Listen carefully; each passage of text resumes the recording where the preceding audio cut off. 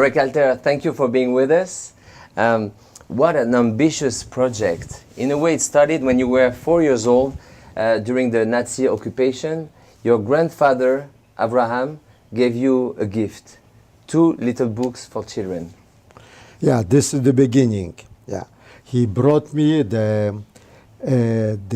tales, biblical tales for children, and the Three Musketeers of Alexandre Dumas. And it was already the Nazis were in Warsaw, and no electricity, and I read the 2 booklets on the light of the candlelight. And I think this was the beginning. This not only that it gave it to me the love for literature, for reading, for books, but it saved my life. In this book, you tell a story that many of us know because it is our story, but you tell it differently, and you answer to 3 key questions: why the Jews, why the fascination, and why the hate? I try to answer, yes. you know. First you one, answer pretty much. First one, you are too optimistic. I think the majority of the Jews, they don't know their own history. Mm-hmm. I'm telling you the history 4,000 years. Years. From Starting Abraham, from Mesopotamia. For Abraham from Mesopotamia in the Sumerian time till today. Answer to the 3 questions. What means to be a Jew? For me, it's very easy to say that. Everybody who wants to be a Jew, who said that he's a Jew, is a Jew. Mm-hmm. For sure, for the rabbis is not enough. Mm-hmm. For the rabbis, you have to have a Jewish mother. And also Jean-Paul Sartre, that for you sure, knew, you are was right. also because for had a different opinion. For the non-Jewish philosophers, mm-hmm. you are a Jew in the eyes of the other one. In the both explanations, I dislike, because they are don't giving me the freedom to be what I want to be. For one side, the other decide if I have to be a Jew or not. Mm-hmm. Hitler decided that I have to be a Jew and I have to disappear. Or the rabbis, what is good for maybe for the Jewish people to have a Jewish mother. But I knew a man, knew him also, was the head of the Catholic Church in France. Mm-hmm. He had the same story as I had. We spoke in Yiddish together. But he decided that he wants to be a Catholic. Monseigneur Lustiger. Right. His family name was Lévy. Right. And I choose to be a Jew. Now, why I like to be a Jew? Because the Jewish history. It's fantastic history. Now, the second question you ask me, why the fascination? You are right. Look what happened in Japan. This is the front pages for all the newspapers in the world. Today this is already the second page, the third page. Something happened in Jerusalem, you'll have the front pages of all the newspapers in the world. Because this is the Jews. I said that once to Arafat, you have chance and no chance. The chance that you have in front of you, you have the Jews. If not, who would speak about you? Nobody. The fascination is because we know that this is the small people, what is the Jewish people, survived for 4,000 years with the same tradition, with the same language, the same alphabet. And this is a miracle. All the peoples in the antique time, 200 years ago, there were Jews. The majority of Jerusalem inhabitants were Jews. The Israelis are not only people who came after the Shoah, but it's not true. It is interesting to know the history. And now, why the animosity? The German philosopher Nietzsche answered. It's interesting. The non-Jews understand. Who was among the haters? Yeah.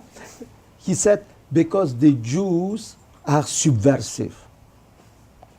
The Jews are always in the in the avant-garde of revolutions, avant-garde of demonstrations. Why? Very simple. Because they discovered the meaning of freedom with Moses. Nobody knew what freedom means. People believe that freedom is in opposite to slavery. That's not true. You can be free and don't know what to do with the freedom. And this can happen with our friends in Egypt, in Tunisia. They are free now. What happened? What would happen with them? How to organize the freedom? How to share the freedom with others? That's the key question right now. In Moses' answer. And we are doing this every Pesach, Passover. You have, the dialogue, fantastic dialogue. The youngest asks, what is the difference from this night to other nights? And the oldest answered, because we were slaves in Egypt. No one totalitarian system will accept this kind of a dialogue. This is the reason why all the totalitarian systems are willing to destroy the Jewish people. You have been for decades, Marek, and that will be my last question, a strong advocate for peace in the Middle East with your wife Clara for 40 years. You directed with her that precious documentary for history, Tzedek, and about those men and women who saved Jews during the war. This work was motivated by what you called your denial of evil. Many Jews did not understand that you wanted to meet the president of Iran, Ahmadinejad, who on many occasions expressed his desire to see Israel disappear. Did you want to meet him in the name of that same denial of evil, or was it a different story? I believe in the power of words. If you accept to speak with me, I'm sure I will win. I'm sure of the same. Yeah. But if you are taking a gun, I know that I am dead.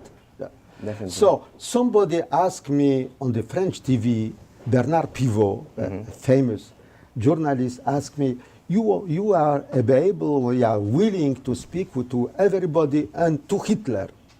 I said, I was 4 years old at the time, but I would accept. But he wanted to see me in the form of a petit savon, how to say that? A little soap. Yeah, so this is the difference. He don't wanted to see me alive. Somebody, and Ahmadinejad didn't accept my proposal. This also, because he would also prefer to see me dead.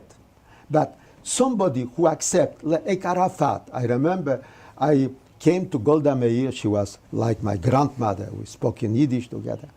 I said, Golda, I have an appointment with Arafat. This was in 68, a year after the Six-Day War. And she was, what? You are going to speak to a man who has the blood of the Jewish children on the hand? I said, Golda, Moses spoke to the Pharaoh. And Pharaoh destroyed a whole generation of Jewish kids. And she was so astonished. She said, but you are not Moses. I said, yes, I am not Moses. And God said to Moses, Golda, God didn't say to me anything. But I believe if he will accept to speak to me, I will try for peace.